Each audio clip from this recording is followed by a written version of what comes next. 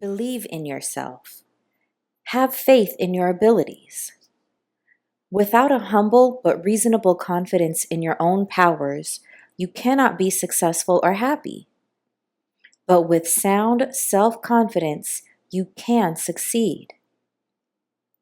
A sense of inferiority and inadequacy interferes with the attainment of your hopes, but self-confidence leads to self-realization and successful achievement. Because of the importance of this mental attitude, this book will help you believe in yourself and release your inner powers. It is appalling to realize the number of pathetic people who are hampered and made miserable by the malady popularly called the inferiority complex.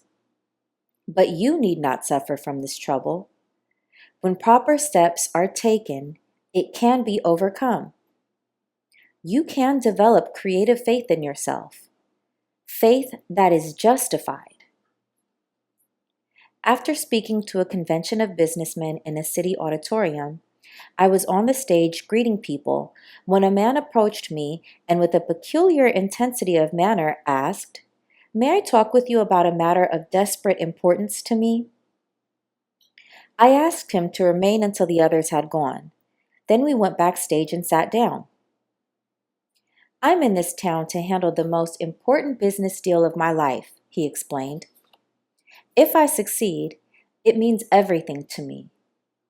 If I fail, I'm done for." I suggested that he relax a little, that nothing was quite that final. If he succeeded, that was fine. If he didn't, well, tomorrow was another day. "I have a terrible disbelief in myself," he said dejectedly. "I have no confidence. I just don't believe I can put it over. I'm very discouraged and depressed. In fact, I'm just about sunk. Here I am, 40 years old. Why is it that all my life I have been tormented by inferiority feelings, by lack of confidence, by self-doubt? I listened to your speech tonight in which you talked about the power of positive thinking, and I want to ask, how can I get some faith in myself?" "There are 2 steps to take," I replied. "First, it is important to discover why you have these feelings of no power. That requires analysis and will take time. We must approach the maladies of our emotional life as a physician probes to find something wrong physically. This cannot be done immediately, certainly not in our brief interview tonight, and it may require treatment to reach a permanent solution. But to pull you through this immediate problem, I shall give you a formula which will work if you use it. As you walk down the street tonight, I suggest that you repeat certain words which I shall give you. Say them over several times after you get into bed. When you awaken tomorrow, repeat them 3 times before arising. On the way to your important appointment, say them 3 additional times. Do this with an attitude of faith, and you will receive sufficient strength and ability to deal with this problem. Later, if you wish, we can go into an analysis of your basic problem. But whatever we come up with following that study, the formula which I am now going to give you can be a large factor in the eventual cure. The following is the affirmation which I gave him. "I can do all things through Christ which strengtheneth me." Philippians 4:13. He was unfamiliar with these words, so I wrote them on a card and had him read them over 3 times aloud. "Now, follow that prescription, and I am sure things will come out all right." He pulled himself up, stood quietly for a moment, then said with a considerable feeling, "Okay, doctor, okay." I watched him square his shoulders and walk out into the night. He seemed a pathetic figure, and yet the way he carried himself as he disappeared showed that faith was already at work in his mind. Subsequently, he reported that this simple formula did wonders for him and added, "It seems incredible that a few words from the Bible could do so much for a person." This man later had a study made of the reasons for his inferiority attitudes. They were cleared away by scientific counseling and by the application of religious faith. He was taught how to have faith, was given certain specific instructions to follow, which are given later in this chapter. Gradually, he attained a strong, steady, reasonable confidence. He never ceases to express amazement at the way in which things now flow toward him rather than away from him. His personality has taken on a positive, not negative character, so that he no longer repels success, but on the contrary, he draws it to him. He now has an authentic confidence in his own powers. There are various causes of inferiority feelings, and not a few stem from childhood. An executive consulted me about a young man whom he wished to advance in his company. But, he explained, he cannot be trusted with important secret information, and I'm sorry, for otherwise I would make him my administrative assistant. He has all the other necessary qualifications, but he talks too much, and without meaning to do so, divulges matters of a private and important nature. Upon analysis, I found that he talked too much simply because of an inferiority feeling. So to compensate for it, he succumbed to the temptation of parading his knowledge. He associated with men who were rather well-to-do, all of whom had attended college and belonged to a fraternity. But this boy was reared in poverty, had not been a college man or fraternity member. Thus, he felt himself inferior to his associates in education and social background. To build himself up with his associates and to enhance his self-esteem, his subconscious mind, which always seeks to provide a compensatory mechanism, supplied him with a means for raising his ego. He was on the inside in the industry and accompanied his superior to conferences where he met outstanding men and listened to important private conversations.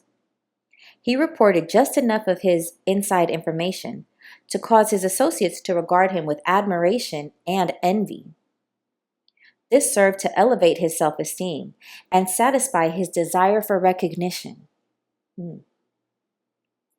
When the employer became aware of the cause of this personality trait, being a kindly and understanding man, he pointed out to the young man the opportunities in business to which his abilities could lead him. He also described how his inferiority feelings caused his unreliability in confidential matters. This self-knowledge, together with a sincere practicing of the techniques of faith and prayer, made him a valuable asset to his company. His real powers were released. I can perhaps illustrate the manner in which many youngsters acquire an inferiority complex through the use of a personal reference. As a small boy, I was painfully thin. I had lots of energy, was on a track team, was healthy and hard as nails, but thin. And that bothered me because I didn't want to be thin. I wanted to be fat. I was called skinny, but I didn't want to be called skinny. I wanted to be called fat. I longed to be hard-boiled and tough and fat. I did everything to get fat. I drank cod liver oil, consumed vast numbers of milkshakes, ate thousands of chocolate sundaes with whipped cream and nuts, cakes and pies innumerable. But they did not affect me in the slightest. I stayed thin and lay awake nights thinking and agonizing about it. I kept on trying to get heavy until I was about 30, when all of a sudden, did I get heavy? I bulged at the seams. Then I became self-conscious because I was so fat and finally had to take off 40 pounds with equal agony to get myself down to a respectable size.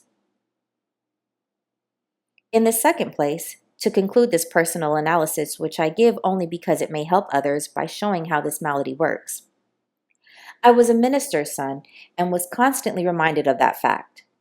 Everybody else could do everything, but if I did even the slightest little thing, you are a preacher's son. So I didn't want to be a preacher's son, for preacher's sons are supposed to be nice and namby-pamby. I wanted to be known as a hard-boiled fellow. Perhaps that is why preachers' sons get their reputation for being a little difficult, because they rebel against having to carry the banner of the church all the time. I vowed there was one thing I would never do, and that was to become a preacher. Also, I came of a family practically every member of which was a performer in public, a platform speaker, and that was the last thing I wanted to be. They used to make me get up in public to make speeches when it scared me to death, even filled me with terror. That was years ago, but the twinge of it comes to me every now and then when I walk onto a platform. I had to use every known device to develop confidence in what powers the good Lord gave me. I found the solution of this problem in the simple techniques of faith taught in the Bible. These principles are scientific and sound and can heal any personality of the pain of inferiority feelings. Their use can enable the sufferer to find and release the powers which have been inhibited by a feeling of inadequacy. Such are some of the sources of the inferiority complex which erect power barriers in our personalities. It is some emotional violence done to us in childhood, or the consequences of certain circumstances, or something we did to ourselves. This malady arises out of the misty past in the dim recesses of our personalities. Perhaps you had an older brother who was a brilliant student. He got A's in school. You made only C's. And you never heard the last of it. So you believe that you could never succeed in life as he could. He got A's and you got C's, so you reasoned that you were consigned to getting C's all your life. Apparently, you never realized that some of those who failed to get high grades in school have been the greatest successes outside of school. Just because somebody gets an A in college doesn't make him the greatest man in the United States, because maybe his A's will stop when he gets his diploma, and the fellow who got C's in school will go on later to get the real A's in life.